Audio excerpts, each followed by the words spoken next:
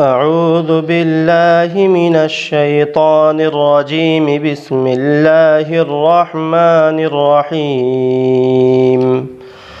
هل أتاك حديث الغاشية وجوه يومئذ خاشعة عاملة ناصبة تصلى نارا حامية تسقى من عين آنية ليس لهم طعام إلا من ضريع لا يسمن ولا يغني من جوع وجوه يومئذ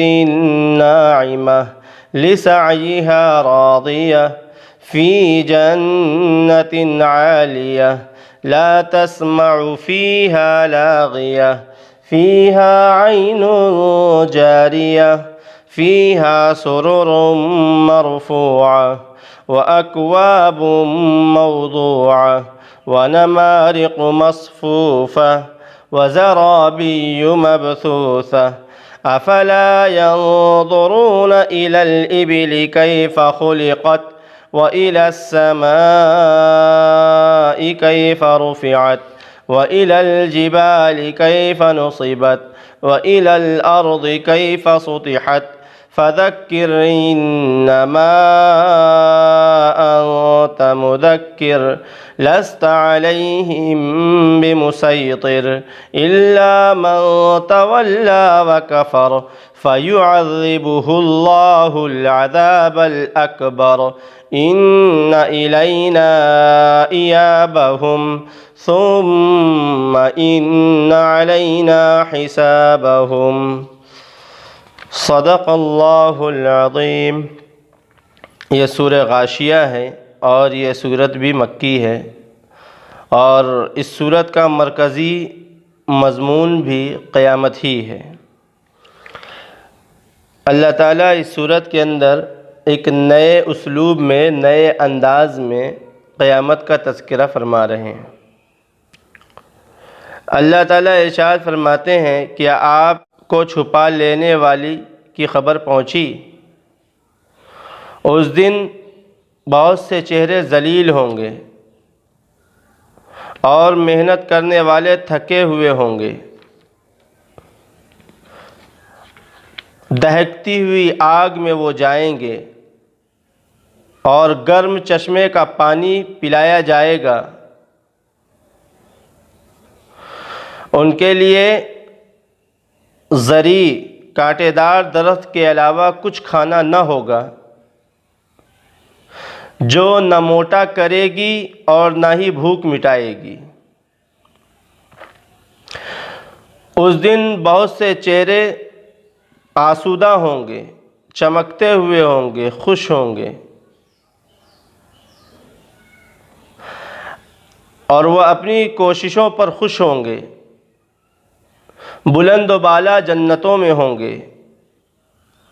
جہاں کوئی غم کی بات نہیں سنیں گے۔ وہاں بہتا ہوا چشمہ ہوگا اور اس میں اونچے اونچے تخت ہوں گے، آبخورے رکھے ہوں گے اور لائن سے تکیے لگے ہوں گے۔ فرش بچھی ہوگی، قالین پھیلی ہوگی۔ کیا یہ اونٹ کو نہیں دیکھتے کہ وہ کس طرح سے پیدا کیا گیا، اور آسمان کی طرف کہ کس طرح اونچا کیا گیا، اور پہاڑوں کی طرف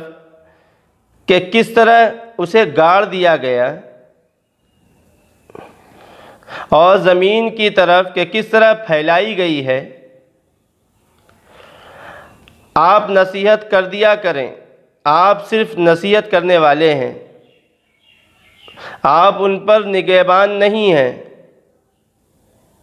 ہاں، جو شخص روگردانی کرے اور کفر کرے، اسے اللہ تعالیٰ بہت بڑا عذاب دیں گے۔ بے شک ہمارے ہی طرف ان کو لوٹ کر آنا ہے، بے شک ہمارے ذمے ان سے حساب لینا ہے۔ اللہ تعالیٰ اس صورت کے اندر قیامت کے منظر کو ایک نئے انداز میں پیش کر رہے ہیں کہ آپ کو معلوم ہے میرے حبیب کہ ڈھانک لینے والی، چھپا لینے والی جو آنے والی ہے اس کی کچھ خبر ہے، یعنی کہ قیامت۔ اور اس میں قیامت کی ہولناکی اللہ تعالیٰ اس انداز سے بیان کر رہے ہیں کہ قیامت ایسے آئے گی کہ سب اس میں مبتلا ہوں گے۔ ساری دنیا اپنے اعتبار سے کام کر رہی ہوگی، بازار کھلے ہوں گے اور کسان کھلیان میں ہوگا، کھیت میں ہوگا، پڑھانے والا پڑھا رہا ہوگا، ملازم ملازمت کر رہا ہوگا، اور وہ قیامت آ پہنچے گی۔ اور ایسے آئے گی کہ انسان کو یا کسی بھی مخلوق کو سنبھلنے کا موقع یا تیاری کا موقع نہیں ملے گا۔ اور جب وہ آئے گی تو پھر دو حصوں میں لوگ تقسیم ہو جائیں گے، فرما بردار اور نافرمان۔ اللہ تعالیٰ یہاں پر اس آنے کے بعد والے مناظر کو بیان کر رہے ہیں کہ جب قیامت آ جائے گی اس کے بعد جو دو طبقے ہوں گے، ایک طبقہ فرما برداروں کا اور ایک طبقہ نافرمانوں کا۔ وجوہ یومئذ خاشعہ، تو سب سے پہلے اللہ تعالیٰ نافرمانوں کا تذکرہ کر رہے ہیں کہ بہت سے چہرے اس دن ایسے ہوں گے جن کے اوپر ذلت کے آثار نمایاں نظر آ رہے ہوں گے، یعنی وہ ذلیل ہو چکے ہوں گے، ان کے چہرے پر ان کی ذلت کے آثار نمایاں نظر آ رہے ہوں گے کہ دنیا میں جب تواضع اختیار نہیں کی، جب دنیا میں خشوع اللہ کے لیے اختیار نہیں کیا، تو یہ لوگ آخرت میں ذلیل کیے جائیں گے۔ اسی لیے کہا جاتا ہے کہ نماز وہ زیادہ مقبول ہے جس کے اندر خشوع اور خضوع ہو، یعنی کہ بندہ جب اللہ کے سامنے کھڑا ہو نماز کی حالت میں تو وہ اپنے آپ کو ذلیل تصور کرے اور اللہ تعالیٰ کو سب سے زیادہ عزت اور بلند و بالا، اعظم اور افضل تصور کر کے اس کے سامنے اپنے جبیں کو جھکائے۔ تو خشوع اسی کو کہتے ہیں کہ اللہ کے سامنے اپنے آپ کو ذلیل کرنا۔ تو جو لوگ دنیا میں اپنے آپ کو اللہ کے سامنے ذلیل نہ کیے ہوں، خشوع نہ اختیار کیے ہوں، تو ویسے لوگ کل قیامت کے دن ذلیل کیے جائیں گے۔ تو اللہ تعالیٰ ارشاد فرما رہے ہیں کہ بہت سے چہرے ہوں گے کہ جو ذلیل و خوار ہوں گے، کہ دنیا کے وہ گندے اعمال کی وجہ سے ان کے چہرے پر ذلت کے آثار نمایاں نظر آ رہے ہوں گے۔ عاملۃ ناصبہ، عاملۃ کہتے ہیں اصل میں محنت کرنے والے کو۔ اس میں ایک طرف اشارہ یہ بھی ہے کہ دنیا میں بہت سے ایسے لوگ ہیں جو عبادت خوب کرتے ہیں لیکن عقیدہ درست نہ ہونے کی وجہ سے وہ عبادتیں قبول نہیں ہوتی ہیں، اور وہی عبادت قابل قبول ہے جو اللہ پر ایمان لانے کے بعد محمد الرسول اللہ صلی اللہ علیہ وسلم کے طریقے پر کی گئی ہو۔ اب ایک آدمی بے وجہ کی مشقت برداشت کر رہا ہے اور یہ سوچ رہا ہے کہ میں یہ عبادت کر رہا ہوں، خدا اس سے راضی ہوگا، تو اللہ اس سے راضی نہیں ہوتے ہیں۔ جیسے مثال کے طور پر کوئی آدمی یہ مشقت برداشت کرے کہ جاڑے کے موسم میں وہ ایک پیر پر اور کھلے آسمان کے نیچے بغیر صدری، بغیر سویٹر اور بغیر کپڑے کے کھڑا ہو اور یہ سوچے کہ رات بھر میں ایسے کھڑا رہوں گا، میرا اللہ مجھ سے خوش ہو جائے گا۔ محنت تو بڑی اس نے کی ہے لیکن یہ محنت قابل قبول نہیں ہے۔ ابھی اپنے آپ کو جو تھکا رہا ہے، اس تھکانے سے اس کو کچھ نفع نہیں ہونے والا۔ عبادت بھی وہی قبول ہوگی جو اللہ کے حبیب محمد الرسول اللہ صلی اللہ علیہ وسلم کے طریقے کے مطابق ہو، جسے صحابہ نے کیا ہو اور جسے تبع تابعین نے اپنی زندگی میں لایا ہو، یعنی کہ صحابہ کا طریقہ ہو، محمد الرسول اللہ صلی اللہ علیہ وسلم کا بتایا ہوا طریقہ ہو، تو وہی طریقہ، وہی عبادت قابل قبول ہوگی۔ اس کے علاوہ کوئی اگر من مرضی سے کوئی عبادت کرتا ہے تو عبادت اس کی قابل قبول نہیں ہوگی۔ اللہ تعالیٰ یہاں پر جو عاملۃ الناصبہ سے جن کو مخاطب ہے وہ مخاطب ہے غیر ایمان والے، کہ وہ غیر ایمان والے جو بڑے بڑے مجاہدے کرتے ہیں، بڑی بڑی کوششیں کرتے ہیں کہ پہاڑ میں جا کر بیٹھ گئے ہیں، کوئی عبادت نہیں، اب کھانا بند، پانی بند، اب رشتہ داروں سے ملنا بند، سب کچھ منقطع، مہینہ ہو گیا، 2 مہینہ ہو گیا، بات نہیں کریں گے ہم، یہ عبادت تصور کر رہے ہیں۔ اللہ تعالیٰ کہہ رہے ہیں کہ وہ تھکے ہوں گے اور اس کے اثرات بھی نظر آ رہے ہوں گے، محنت کرنے والے ہوں گے اور تھکے ہوں گے کہ اتنی محنت کی ہوگی کہ جس محنت نے انہیں تھکا دیا ہوگا، لیکن عقیدہ درست نہ ہونے کی وجہ سے اور عبادت کا طریقہ صحیح نہ ہونے کی وجہ سے وہ عبادتیں رد کر دی جائے گی، منہ پہ مار دی جائے گی اور وہ انسان اللہ کے سامنے ذلیل ہوگا۔ علماء نے یہاں سے ایک بات اور بتلائی ہے، وہ بات یہ ہے کہ وہاں پر یہ نافرمان لوگ تھکائے جائیں گے۔ کون سے نافرمان؟ جو اللہ کی نافرمانی کیے ہیں، جہنم کے پہاڑوں پر چڑھائے جائیں گے، جس پہ چڑھنے کی وجہ سے یہ تھک جائیں گے۔ اسی کے ساتھ ان کے گلے میں جو توق ڈالی جائے گی، اس توق کی وجہ سے بھی وہ تھک جائیں گے اور اس کے اثرات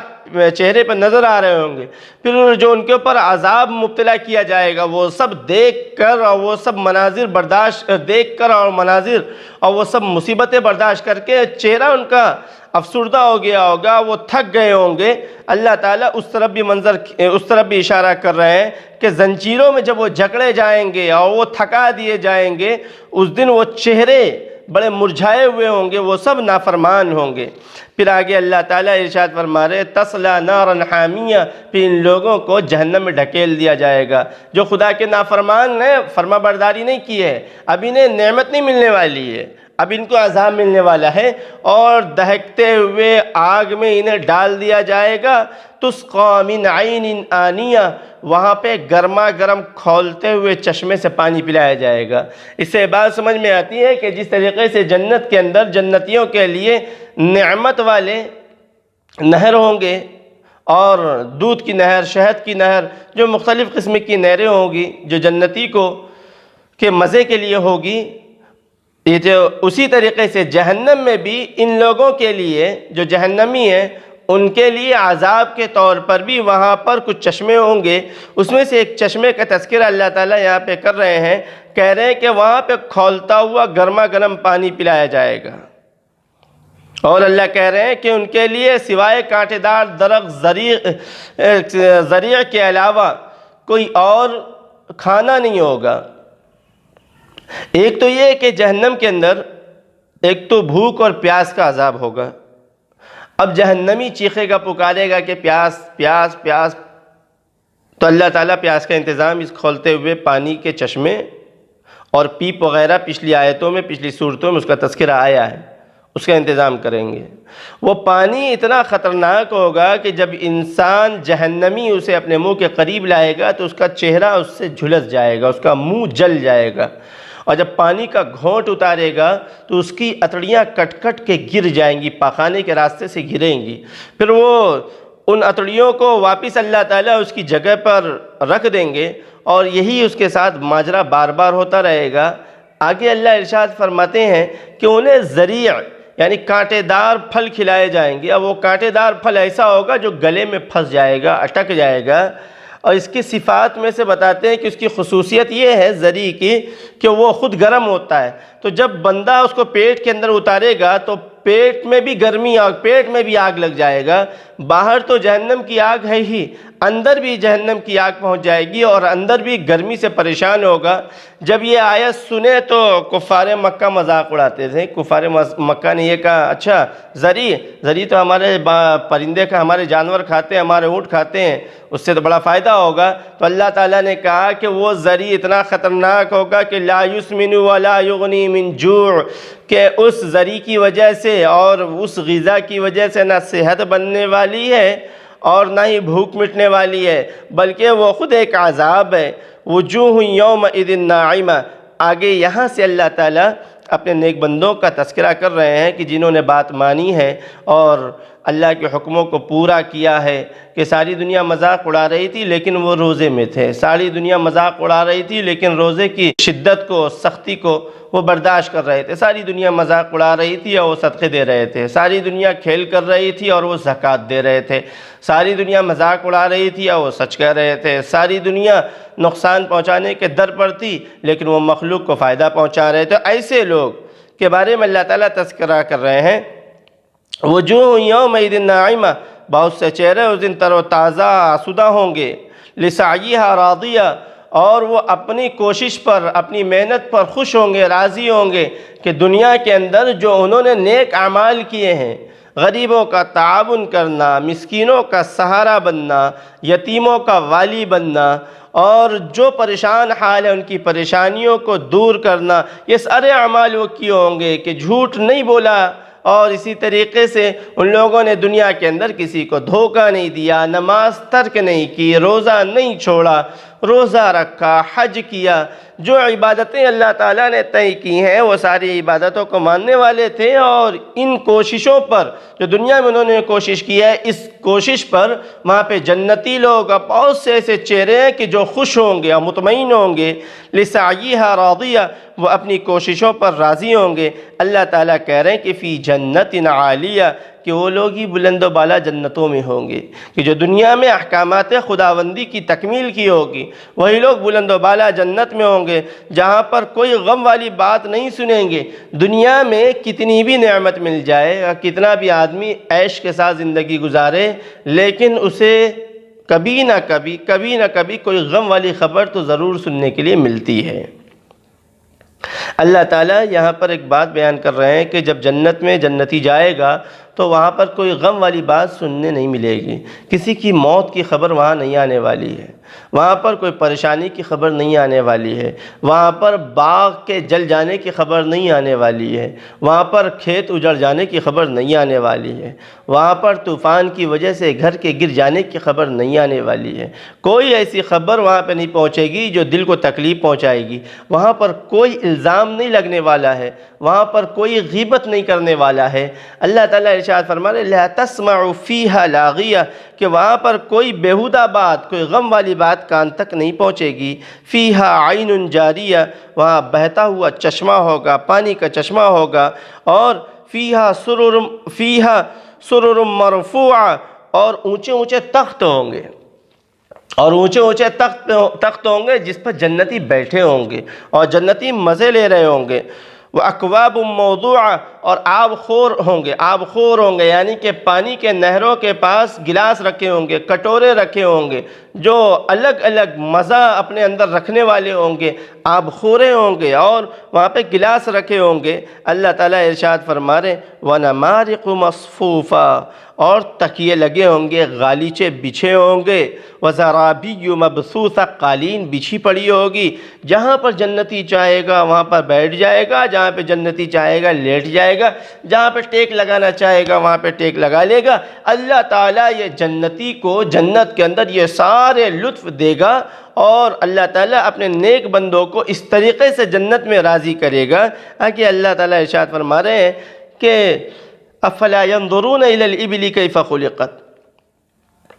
اصل میں معاملہ یہ تھا کہ جب جنت اور جہنم کا تذکرہ محمد رسول اللہ صلی اللہ علیہ وسلم کرتے تھے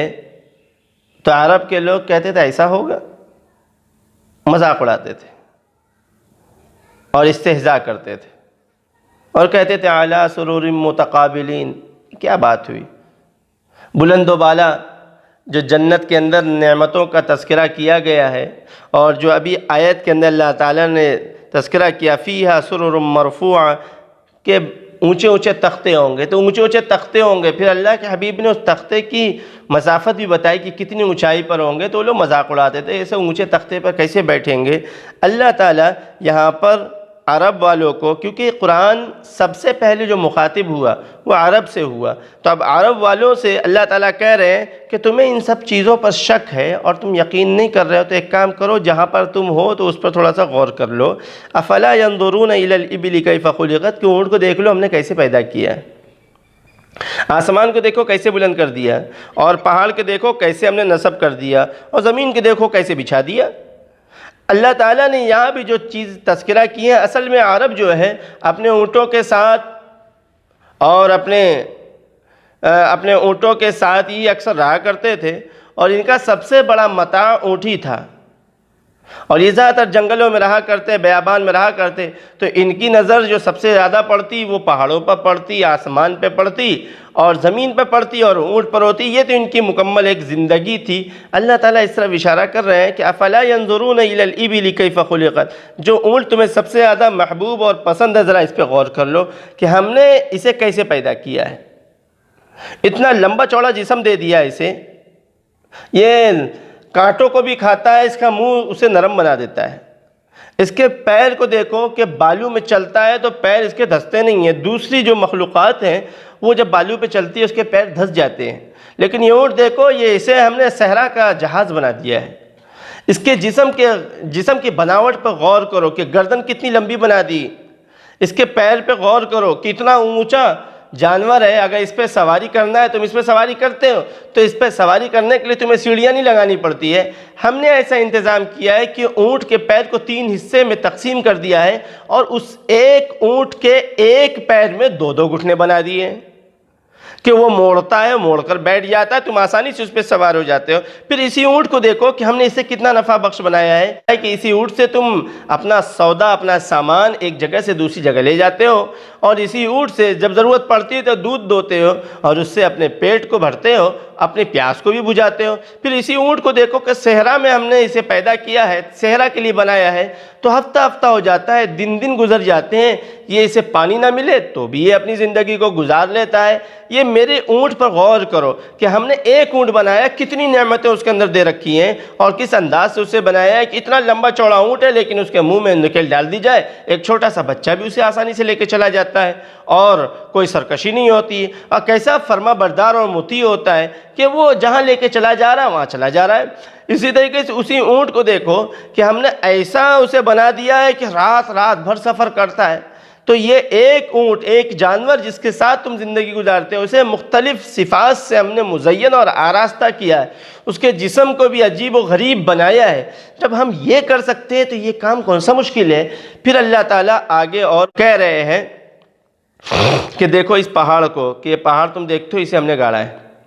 زمین ہی سے ہے، یہ پہاڑ بھی زمین ہی سے ہے، لیکن زمین سے کتنا مضبوط اسے دیوار کی طرح بنا کر رکھا ہے۔ تم اسے دیکھتے ہو کہ جب برسات کا موسم آتا ہے تو یہ اس کے اندر بہار آ جاتی ہے، جان آ جاتی ہے، اور جب گرمی کا موسم آتا ہے تو موسم ایسا بدلتا ہے کہ وہ سارے پودے اور سب جل جاتے ہیں، سب ختم ہو جاتے ہیں۔ تو ہم یہ کرتے ہیں اور یہ تم دیکھتے ہو کہ یہ سب ہم کرتے ہیں، تو کوئی مشکل نہیں ہے جنت اور جہنم۔ اب یہی آسمان دیکھو کہ دن میں اجالا ہے، رات میں تاریکی ہے، یہ ہم کرتے ہیں، یہ اللہ تعالیٰ بیان کر رہے ہیں، ہم کرتے ہیں کہ دن میں اجالا ہے، رات میں تاریکی ہے۔ دن میں لوگ اس کی روشنی میں فائدہ اٹھاتے ہیں، رات میں جب تاریکی آتی ہے تو لوگ سو جاتے ہیں۔ تو ہم یہ سب کرنا جانتے ہیں، تو جنت میں بھیجنا اور جہنم میں داخل کرنا بھی جانتے ہیں۔ اللہ تعالیٰ ارشاد فرما رہے ہیں کہ فَذَكِّرْ إِنَّمَا أَنْتَ مُذَكِّرٌ، کیا ہے میرے حبیب محمد صلی اللہ علیہ وسلم، آپ نصیحت کرتے رہیں،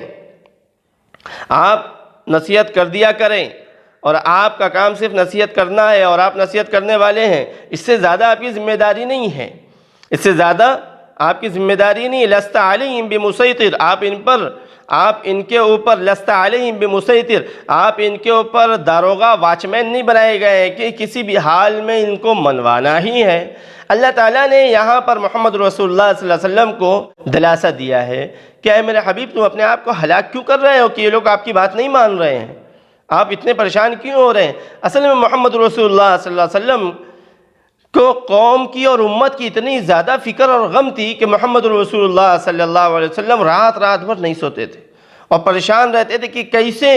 پوری دنیا کی انسانیت جہنم سے بچ کر جنت پہنچ جائے۔ 10 مرتبہ، 20 مرتبہ، 70 مرتبہ ایک آدمی کے دروازے پر جاتے تھے اور انہیں اللہ کی تعلیم کی طرف بلاتے تھے، اللہ کے احکامات کی طرف بلاتے تھے۔ اللہ تعالیٰ نے بارہا ایسی آیتیں نازل کی جس میں محمد رسول اللہ صلی اللہ علیہ وسلم کو دلاسہ دیا کہ حبیب، آپ اپنے آپ کو ہلاک نہ کریں، یہ لوگ اگر بات نہیں مانتے ہیں، ہاں آپ کی ذمہ داری بات کا پہنچانا ہے، ہدایت کا دینا نہ دینا یہ میرے ہاتھ میں، میرا کام ہے۔ لست علیہم بمسیطر، آپ کچھ ان پر داروغہ نہیں ہے کہ آپ ان کو دعوت بھی دیں اور منوا بھی لیں، آپ کا کام ہے نصیحت کرنا۔ نصیحت قبول کریں گے تو نفع ہوگا اور نصیحت نہیں قبول کریں گے تو ان کا نقصان ہوگا۔ اور یہیں سے